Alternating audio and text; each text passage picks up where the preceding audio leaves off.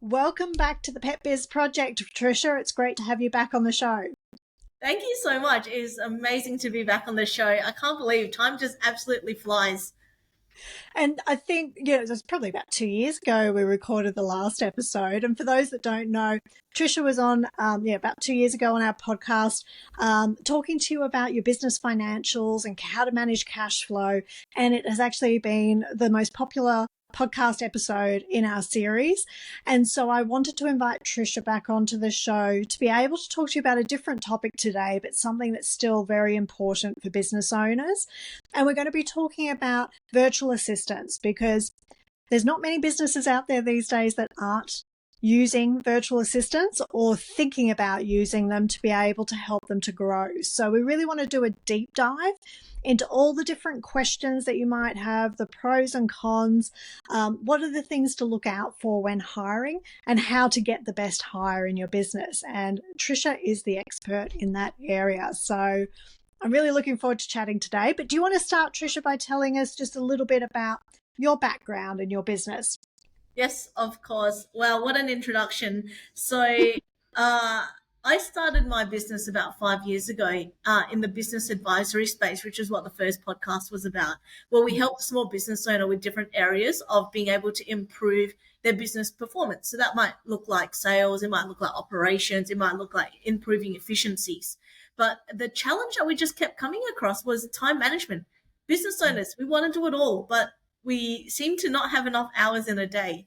And what I found myself that helped well in my business was when I started hiring my first virtual assistant to be able to delegate some of my overflow back end tasks, administrative time consuming tasks. And that's sort of how it evolved to where we are today. And 6 months ago, so at the start of 2025, we started recruitment for our clients as well. Fantastic. And how long have you been in that VA industry then? Yeah, so we've been using VAs for about two plus years now in my business, and as my clients were starting to find themselves time poor, I was just like, oh, my VA could help a little bit with that. My VA could help a little bit with that. Yeah. And yeah, one day we woke up and she's like, you know what? Everyone's using my VA. You guys need your own.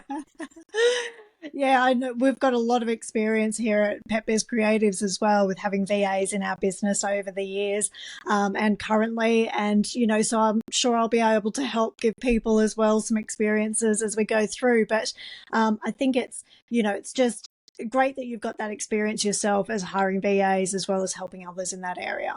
Yeah, definitely. And I guess it's the learnt journey of a small business owner. Once you work out what works really well, you want to now help others to achieve that as well. So what inspired you to start providing VAs to small businesses? Yeah, we had a couple of clients who kept coming to us seeking some help and advisory. And then we found that with the time poor challenge, I was delegating to my team, and then we started to refer to other VA agencies. Yeah.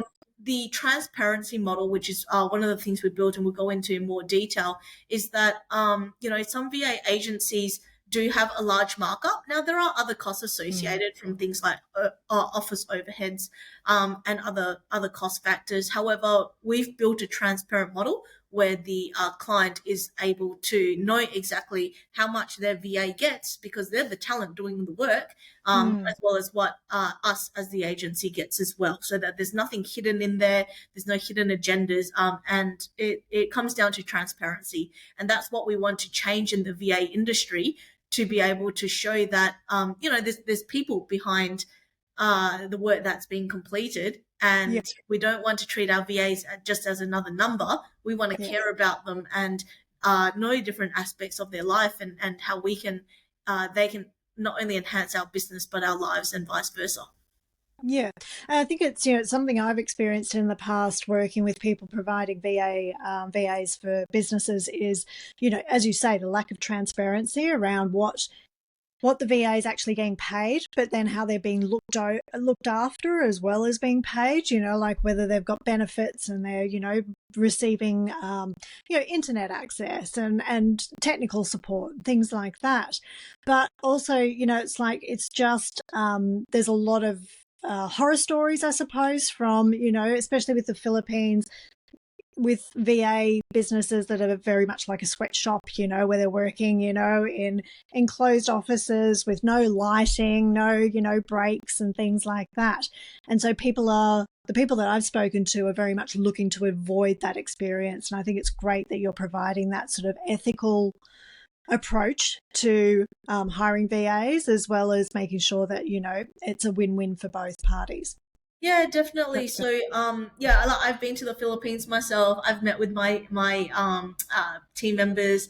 We really want to foster this team environment where it's, the people that are helping us in our business. I want to know about them. I want to know about their family, about their children. I want to build this culture that we have, where we're celebrating birthdays, we're celebrating our wins, and fostering that collaboration, which in my experience, when I had my first few VAs with other agencies and trying and learning about the industry, it was like you mentioned, they're all working, and it's not the best environment, especially if Yeah. any of them are working from home, and there's that sense of loneliness and isolation that comes with that as well. We do want to, avoid VAs, just sometimes it's a bit of imposter syndrome from, I'm working with an international client that, maybe I'm Yeah. not good enough for it. But it's like, well, you have all these other VAs in the same boat as you, and then they prop each other up. And if someone makes a mistake or doesn't understand the scope of a client, there's people to bounce off as well. Yeah. And who are your typical clients then that you work with at the moment? Yeah, so we work with a large variety of different clients. In the pet space, we are working with a handful of e-commerce businesses, vet clinics. However, outside of the pet industry, we do work with other trade-based businesses, mostly trades consisting of, for example, electricians and plumbers, through to Yeah. more specialized trades as well, such as boiler making, signage installation, sock manufacturing is one that we've recently Wow. started working with. Yeah. So Well, I mean, there's a virtual assistants are so valuable in any type of business, isn't it? That doesn't have to be a particular business model. So, correct. Yeah. Mostly it's the service-based businesses, as they are working one-on-one with, let's say, a business owner who's still doing the invoicing on their own, still following up payments on their own. And that's where virtual assistant could really add value. yeah.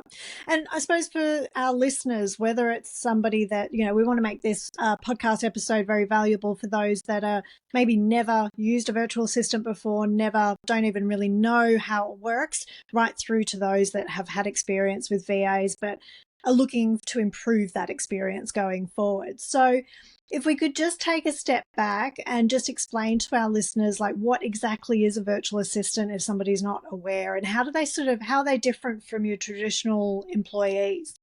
Yeah, that's a great question. So with the virtual assistants, it's an actual human, like a person. I do Mm, get the question sometimes if it's AI, are they real? yeah. I'm like, yes, they're humans. So it's a person who is working remotely. Now you could get Australian based virtual assistants. That's not an area we specialize in, but there are other companies out there who do it. Our virtual assistants are working from the Philippines, and they can provide different areas of administrative, marketing, technical, or any other business support that can be done remotely as opposed to working in your office. Okay. And what types of tasks would a VA typically do? The tasks can really vary. I would say that if it's something that can be done on a computer, definitely, or over the phone. So those tasks can include things like, for example, emails or calendar management, tasks such as helping with scheduling, or in terms of emails, filing them away, triaging a certain way. For example, in my inbox, my VA team will identify things like, if it's client related or high priority, they tag it as a priority one, but if it's like a newsletter that I've subscribed to, it's like a priority four. So those are the sorts of things that uh, just the basics. In addition to that, a VA could do stuff like updating a CRM system for their client. Updating the scheduling system is for a trade-based business. Social media management, engagement, perhaps even website updates if that's something that the business owner can train them in. So, for example, any of your e-commerce businesses out there who need help, updating product things in their Shopify, that's something that the virtual assistant could assist with, or writing blogs, mostly computer-based work, data entry, SMS, emails, calls, invoicing, document formatting. The list goes on. Yeah. Gosh, it's endless, isn't it? Yeah, and I suppose my personal experience with having VAs in the business, we've had very generalist VAs that have been maybe working on administrative tasks and personal assistant kind of work, calendar management, things like that. But then we'll have very specialist VAs that are focusing like on Klaviyo experts or Shopify experts and things like that. So I suppose, that's where my next question, I suppose, is how do you match a VA to a business's specific needs, where they're needing support and help? Yeah, so that's a great question. We always start with having a discovery session with businesses that we want to work with. During that discovery session, I'll sit down with the business owner and work out where are the bottlenecks that the business owner needs to take care of, or what task could be delegated to a virtual assistant. We'll come up with a long list of all the things that could go to a remote worker. And from there, the business owner will then go through, maybe we could do that, maybe we can't do that. We'll tweak it a little bit. But that's where our the first scope is created. Once we have that first scope, we can then find someone with the right skill set to be able to complete the majority of those tasks. And some things that are more technical will require more, obviously, training and upskilling. However, generally speaking, I would say that all of our team members, administrative skills have to be really strong. Communication skills need to be really strong as well, just as your bare minimums. And then if a client has a particular Shopify or Klaviyo or any other platform requirement, we can look for a certain skill set. But I would say that, we always start with what the scope is. Fantastic. Okay, so I want to ask, I suppose, what you was talking about with when you're hiring, sometimes people think that a virtual assistant is AI. And I suppose with AI becoming so prominent in everything that we do these days, that's would be understandable that somebody would think that. But can you tell us of some of the other myths or misunderstandings or misconceptions that people have around hiring VAs? Yeah, of course. So the biggest misunderstanding, I would say, is that the clients I work with, they think that the VA is just going to know exactly what they want. And VAs are excellent doers, but they're also not mind readers either. Yeah. So, instead that the clients sometimes expect the VA to read their mind, and like any member of your team or any of your your third party suppliers, from your accountant through to your marketing agency, you need to be giving clear instructions and being able to communicate so that the other party can understand you to provide that best work that they do. Yeah. And having those systems and processes that your VA can help you build will help foster those good results. And we train our team to make sure that they're asking the right question. Yeah. And an example is one of my clients said to their VA the other day, like, hey, can you design a stubby holder? Thanks, we're going to buy 200 of them. And the VA goes, well, first off, what's a stubby holder? And then secondly, like, what would you like it to say? Do you want a QR code? Do you want your website? What text do I put? Do I put a photo? Do I just have a black background? Those are the sorts of things that we train the VA to. If you're asking the client a yes or no question and answer, or a multi-choice, it's easier for the client to then help to articulate what they're thinking. If you say, I don't know what to do, or what do you want? It's much harder for the client to be able to explain.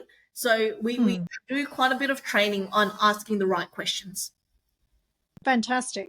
Yeah, and I think I mean we've found in our experience with VAs it's certainly improved within our team having very regular Zoom calls where we can discuss things as well rather than it just being a back and forth or something on Slack.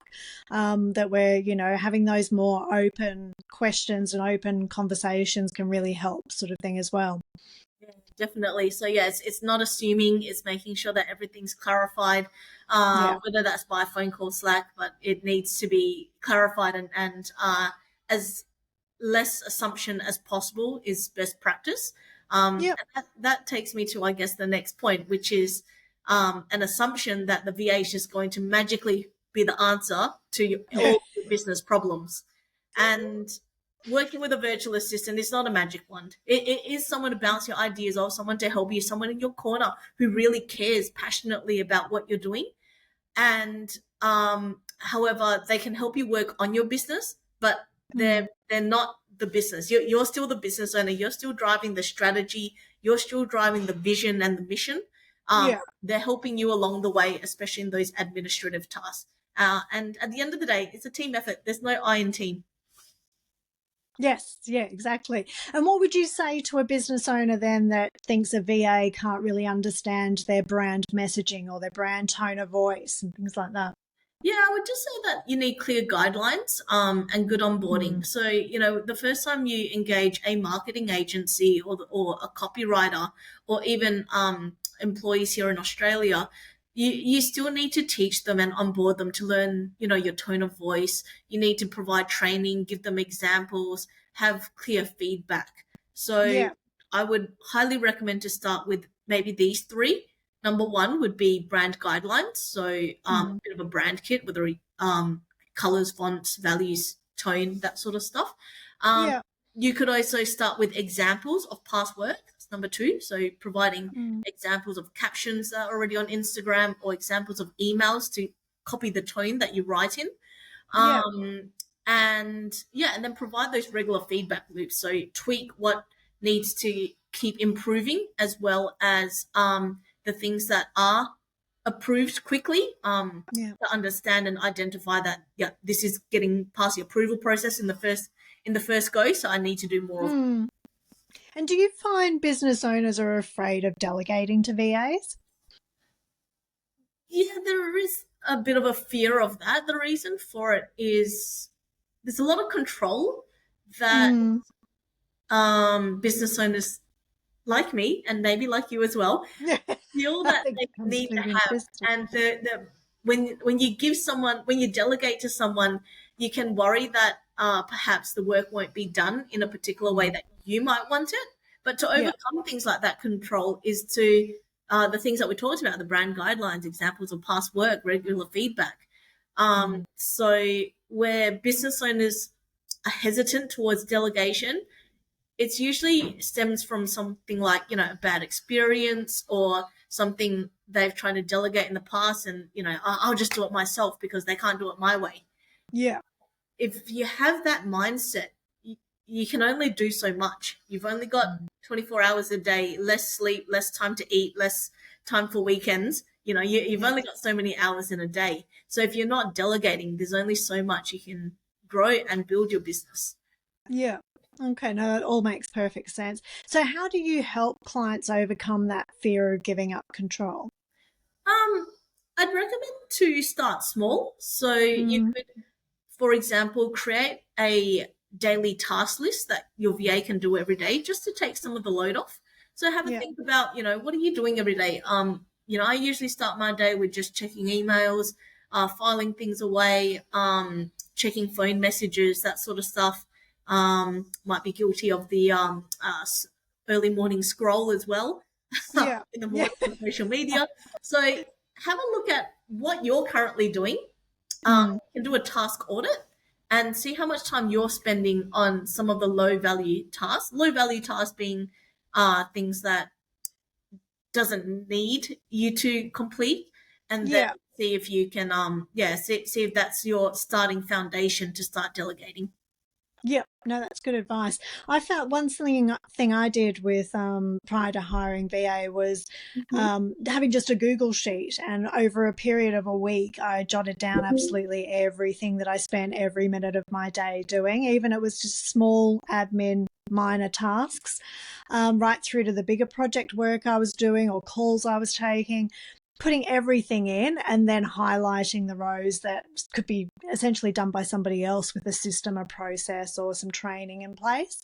And it was just amazing doing that process to see exactly how much of what I'm spending my time doing could be done by somebody else, which would free me up for the bigger picture work. So More it's strategy, critical thinking type. yeah, but it's just amazing how much time we spend doing things that don't necessarily need to be done by us, which could really help the growth of our business if we just learnt how to delegate it. So, Or we could um, take holidays too. That works. oh gosh, yeah, we need those.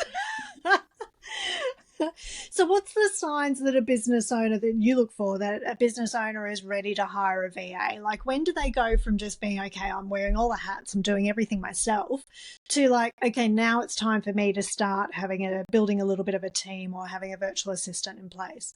Yeah, definitely some trigger points, like we mentioned holidays. So if anyone hasn't Mm, taken a break um, in at least 6 months in their business, business owners who are working nights and weekends as well, business owners spending time on low value tasks. So think mm, emails, think data entry. Business owners potentially missing opportunities. Are you missing any leads or delays in your follow-ups? Is someone sending you a DM, for example, and you're just like, no, I don't really check my DMs, but then you're just like, oh, there's a potential client there. You know, yeah.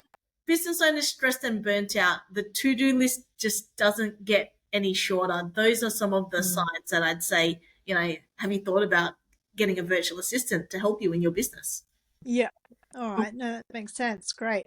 And what does the onboarding process look like in detail? You know, how, if somebody's thinking about hiring a VA, what would the steps be that that onboarding process looks like? Yeah, so we do a pretty thorough onboarding with our team members, and it is Mm, ongoing in the first month that they do start. The first once the client selects the right VA for them, we got a rigorous vetting recruitment process where we're aptitude testing. So if someone says they can use Canva, I'll actually test Canva skills, ask for output, yeah. those sorts of things. So we do aptitude testing very thoroughly. Then we'll do personality testing. Then we'll do Loom videos, all before the business owner meets with the VA. But once Yeah. the VA is actually selected, we'll do a 3 day onboarding with us.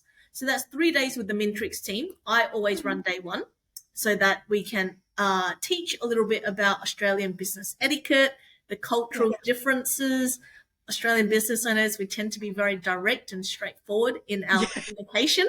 Like, do Yeah. this, don't do this, and Yeah. that can be seen as rude, for example, in the Filipino culture. So we'll do a lot Yeah. of upskilling on different business etiquettes and culture and Mm, expectations.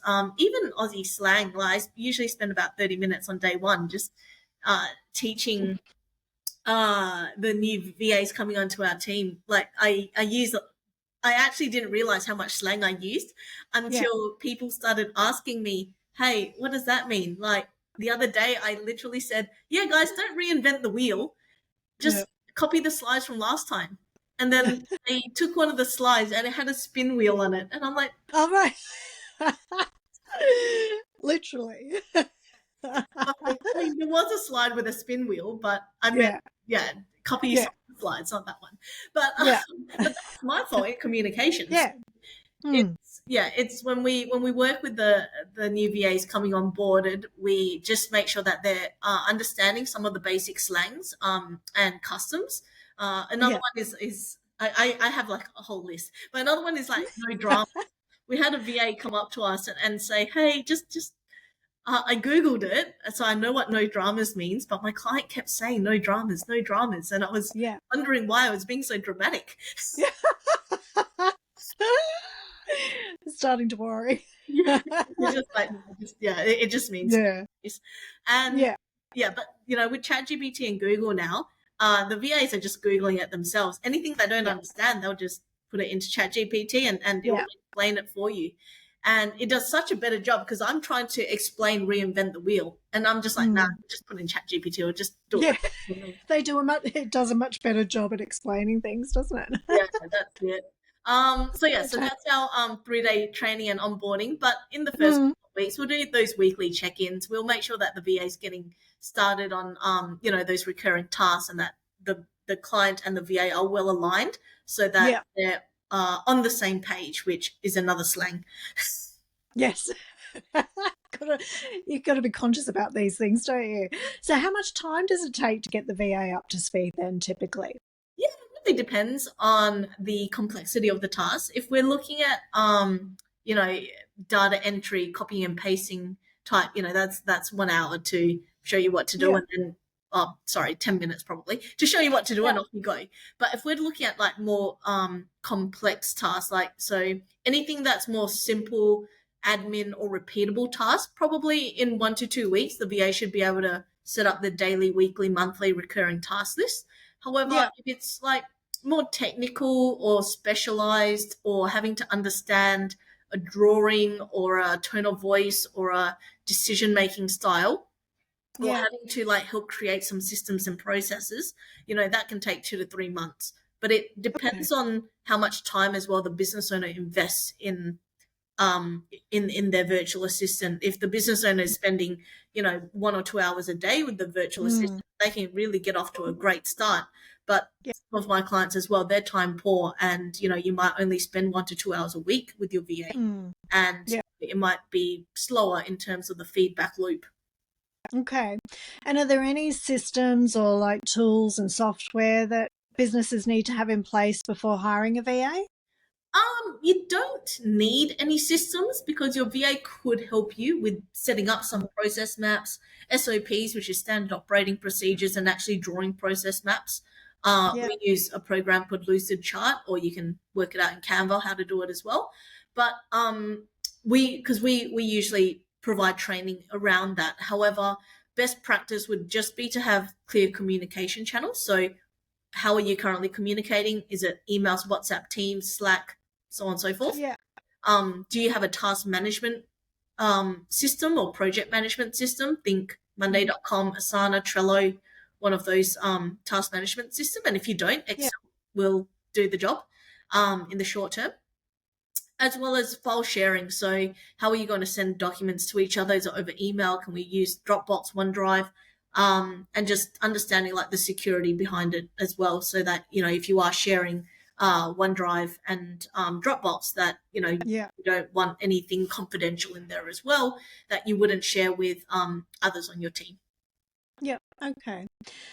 And with, I suppose I'd like to talk to you about failed relationships with VAs, because I know from my own personal experience and also business owners that I've spoken to, just like having local in-person employees here in Australia, sometimes you think you've got the right fit for the role and then you end up get the person in and it just doesn't work out. So can you tell us a little bit about what you feel causes the most failed VA relationships and how we can avoid those?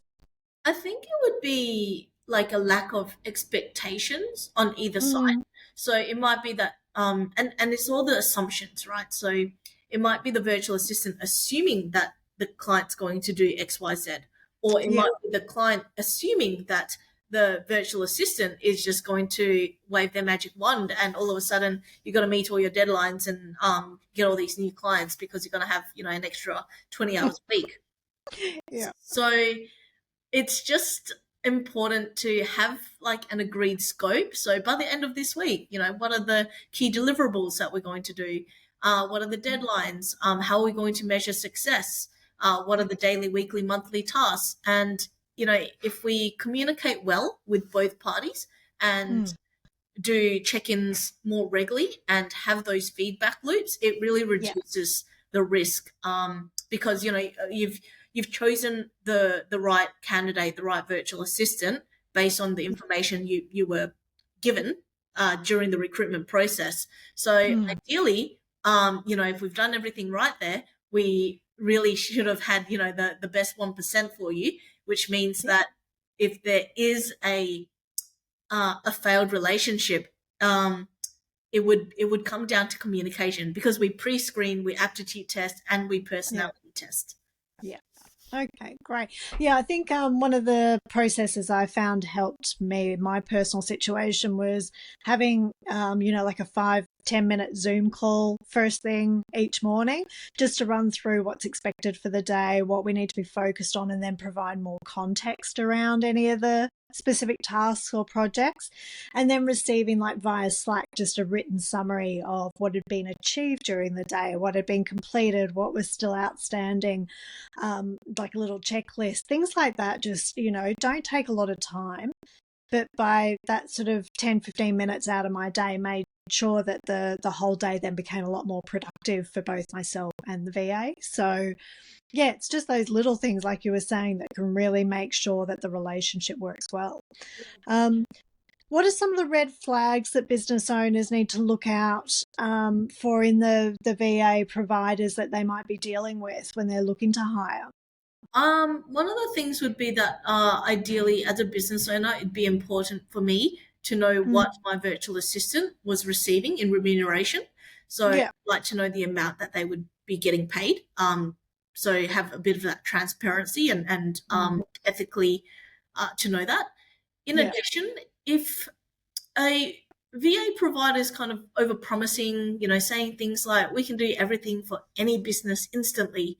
I'd be a little bit skeptical in terms of, like, what does the word everything mean for any Yeah. business? Like, I like clearly articulate what the VA would be able to assist with, as well as, Mm, if there's no contracts or there's no service agreements, that'd be another red flag for me.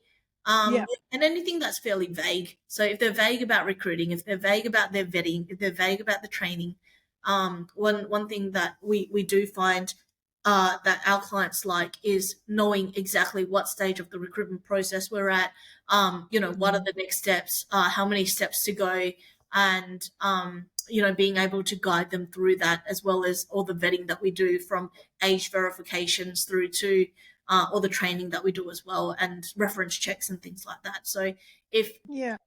you're talking to VA providers, make sure you're asking the right questions to ensure that their process is going to be as seamless as possible for you. Yeah, okay. Yeah, it's always been a red flag no matter who you're dealing with, isn't it? That if they're over promising, you can sort of immediately assume they're going to underdeliver. So, the more realistic and authentic somebody is, the better, I think. Um, so what mistakes do business owners often make when they're working with a VA? I know you've told us some. Are there any others that you'd mention? I think we've already covered the most important one, which is you actually have to delegate. Like, there's no point Yeah, having a virtual assistant if you're just going to do it all yourself still. yeah, So the mistake would be business owners not delegating efficiently or effectively and holding a yeah. resource themselves. Um, I'd also like to talk about micromanaging. And, I like to keep updated with my team. We have a Monday.com shared board where I can see exactly what everyone's working on. So, like, it's understanding, what the priorities are and assigning those priorities, rather Mm, than, every 5 minutes, like, looking over their shoulder and being like, are you doing your job? Are you doing the right thing? It's having trust both ways, and trusting the process as well, that it does take time for someone to get up to speed. okay. And what should business owners do if things aren't working out with their VA? What would you recommend? It's identifying the problem and what the root Mm, cause is. There's a few ways to do that. There's the 5 why method, like ask why 5 times. And throughout that process, it would be to identify where the gaps are. Once you identify the gap, it could be a skill gap. The VA might not know how to write a good prompt in ChatGPT. It might be yeah. a communication gap. The VA might not understand what reinvent the wheel means. It might Mm, be a process gap, that they were following a process map that you created 3 months ago, but the yeah. process has since changed. So Yeah. to identify exactly what hasn't worked, with what the root cause of that issue is, and then overcoming that by giving those specific, clear examples, feedback, and a timeline to be able to overcome it. Yeah. All right. Fantastic. And when a business owner is looking to hire a VA, one of the things that they're going to be thinking about, I'm sure, is okay, I know I'm going to have to outlay money to pay this VA. Am I going to get a return on that investment? Is it going to be worthwhile me doing it, or am I just putting money down the drain? So, can you share some examples so that maybe people that haven't had a VA in the past, what are some examples of how VAs have helped transform a business and really create a good return on investment for them being part of the team? We actually had a massive success story yesterday, Mm, where one of our new virtual assistants has been working with their client only for 4 weeks. And so we had a 4 week check in to sort of see how things were going. yeah. And we got feedback that the virtual assistant collected $30,000 in unpaid invoices. Oh gosh, that's amazing. So, yeah, it was absolutely incredible. But I mean, Mm, I don't like chasing payment. No one does, and it's so no, much harder when you're the business owner. I'm sure people listening can yeah, relate. You don't want to be calling people saying, "Hey, you got an outstanding invoice. I can't deliver yeah, your services," because you want yeah, to help people. So yeah, yeah, whereas a virtual assistant, third party, just send a reminder, do a few follow ups, and yeah, like yeah, absolute game changer. Has totally changed the cash flow for this business. And yeah, it was yeah, we're really happy with the outcome of that one. But even yeah, being able to take some workload off a business owner's plate, freeing if yeah, you were doing 1 or 2 hours less admin per day, that equates to 5 to 10 hours per week. mm, 5 to 10 hours where you're doing billable work, or you're doing high level strategy work. How does that transform your business? So that's where the return on investment comes in, by being able to allocate your time more effectively. yeah. And I suppose, being able to take a holiday, like you were saying earlier on, just the amount that you're able to recharge your own energy, you're able to get inspired again to think about new ideas for your business. That's huge for business owners to be able to step away and take a holiday. It's usually when they come back, they get a huge period of growth. So, a VA is the person that's going to allow you to be able to do that, I suppose. Yeah, definitely. It's just Mm, having that support system around you. That can look like a VA, but it can look like other things too. Like who in your network, in your friends, family, children, mm, or business partners, or colleagues, or referral partners, who in your yeah, network is able to help you, um, uh, in addition to your VA as well, to be able to take that mm, break and come back refreshed and yeah. help your business to grow.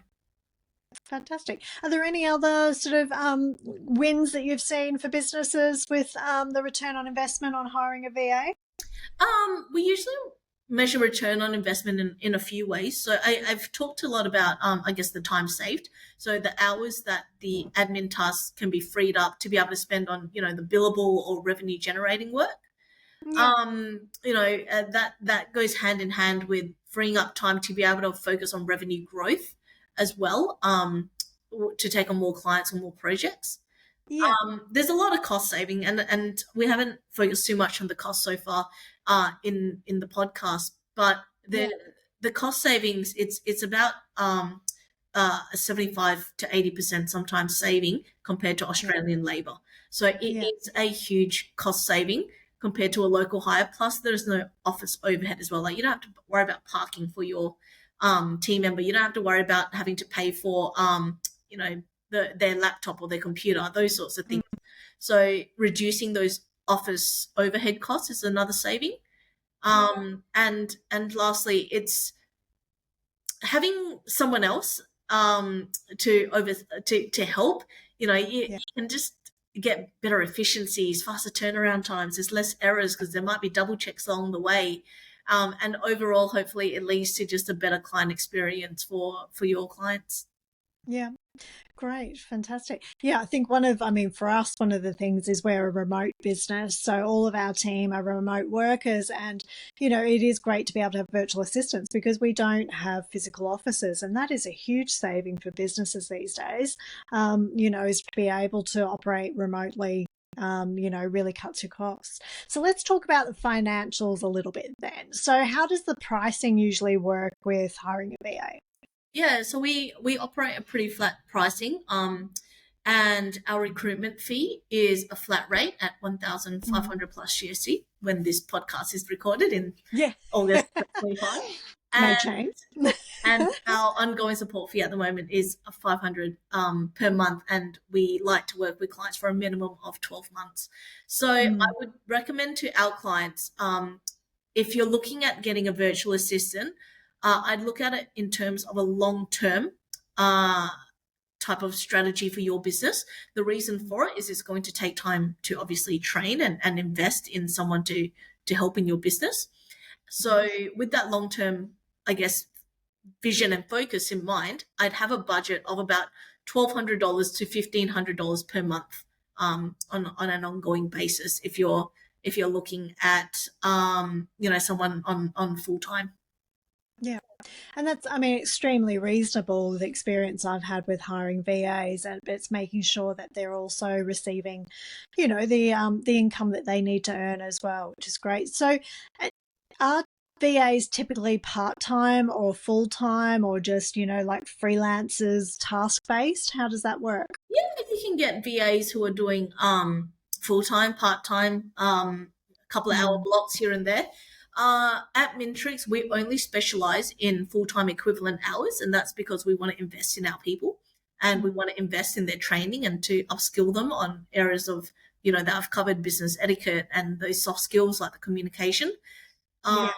To be able to deliver that high quality support, we do a lot of work behind the scenes, and when we do that, it makes more sense for us anyway to look at full time equivalent roles. However, if a business only has a budget for part time or task based support, there are platforms out there. Upwork and Fiverr are the two that come to mind, where you can connect with freelance virtual assistants for short term or project based work. And there's various Facebook groups out there as well that offer different virtual assistant support. But yeah, if anyone's looking for full time, that's definitely something that we can assist with. Yeah. Okay. And what does something that's a concern that I hear often about VAs is, well, just with hiring any employees as well, is around data security concerns and non-disclosure agreements. How do you handle those? Yeah, so as part of our contracts, we do cover things like data security and confidentiality, which we Mm, had drafted by a lawyer. However, if a client has their own NDA, we're happy to work with their preferred terms as well. yeah. When it comes to data security, there is an element of trust when you give someone access to, some of your files, your Canva creations, your Shopify backend, those sorts of things, right? The Mm, trust that they're not going to publish something without my approval, for example. However, yeah. yeah, I would just say that if it's something that you would give to your Australian employee that's bringing their laptop home, Mm, there's no difference between that and having a remote worker in the Philippines.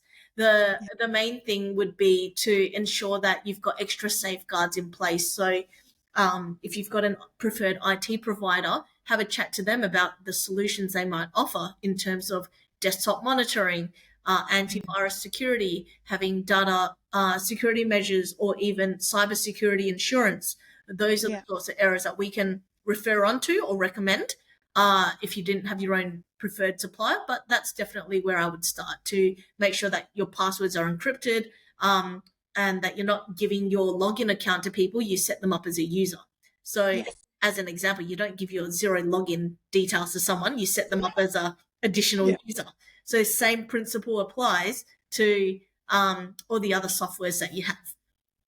All right, fantastic. And how do you see the role of VAs evolving with AI tools and becoming more mainstream? I think, I'm noticing, obviously, myself working in marketing, things are changing so rapidly with AI at the moment. Where do you see it changing with VAs? Look, I think in business and in life, there's always going to be the human element that Mm, is important.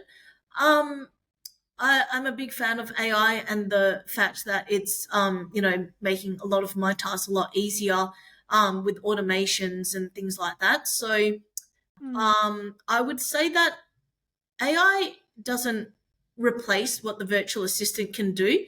If anything, it will add more value to a virtual assistant. 5 years ago, the VA industry, without things like ChatGPT, a VA's got to Google it, work it out for themselves. Now you can just, ask ChatGPT a quick question and they can really point you in the right direction a lot faster. Yeah. So I see AI as speeding up things like, some of the tasks, drafting emails, creating reports, generating content ideas. It can help, but it won't. I don't see it replacing. Yeah. And are you incorporating AI and training around that into the onboarding and the skill set of the VAs that you're hiring? Yeah, we definitely do that.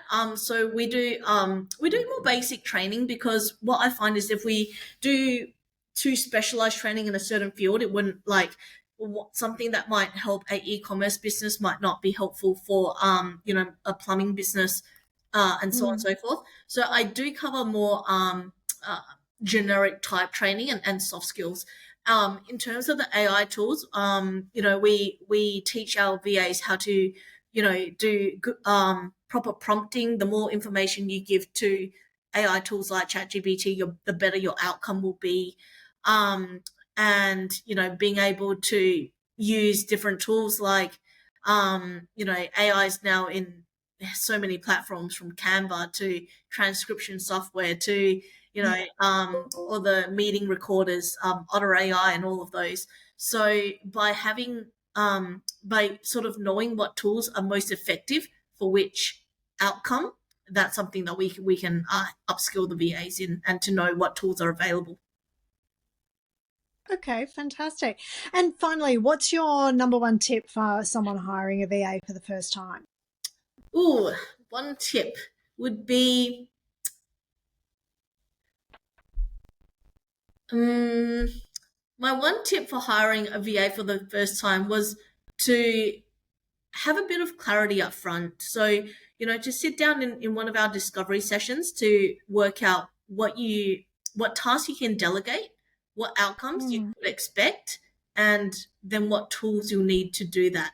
So, by working out a bit of a time audit on, what you're spending your time on, or other people in your team are spending their time on, Yeah, we can help to identify those tasks, work out what the outcomes are, and then implement. fantastic. And so tell me, what's next for you and Mintrix Advisory? Next for us, well, there's a lot happening at the moment. We Mm. do have a growing client base in Victoria and New South Wales. Yeah, We're trying to expand into more Western Australia and Queensland, probably towards the later part of the year. And yeah, yeah, our goal is to have Mintrix as a trusted name when it comes to business owners needing the right support across the country. So yeah.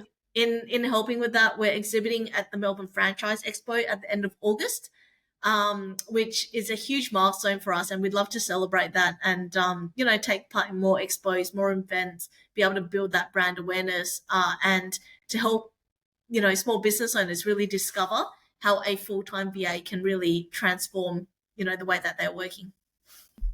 Well, thank you so much, Tricia, for everything you've shared with us today. It's been so valuable for everybody, I'm sure, listening, whether they're starting out with hiring a VA and thinking about it, or whether they've had experiences before and picked up some tips today on how they can make that experience even better in the future. But what we'll do is in the show notes, we'll include your contact details so that if anybody wants to continue on the conversation and have a chat to you in more detail around hiring a virtual assistant and how you can potentially help them, then they can reach out to you. Would email be best for you, or do you prefer to be contacted via social media? Yeah, either or. So email at hello@mintrix.com.au. That actually comes direct to me. There's a forward Yeah. on that one. So you're welcome to drop me an email. Otherwise, we're on most of the social media platforms: Instagram, LinkedIn. Welcome to send me a message. We always make Yeah. sure our VA team are checking those with the alerts on. And and in person, if anyone is in Melbourne, our office is in Thomastown. You're welcome to drop by for a coffee anytime. And yeah, we'd love to connect with any of the listeners who might be interested in having a chat. Fantastic. Thank you so much for your time today. I really do appreciate it. And I'm sure our listeners, if you haven't already, go back and have a listen to Tricia's previous podcast as well. I'm sure you'd love that as well. Thanks, Tricia. Amazing. Thank you so much for having me on the show. Thanks.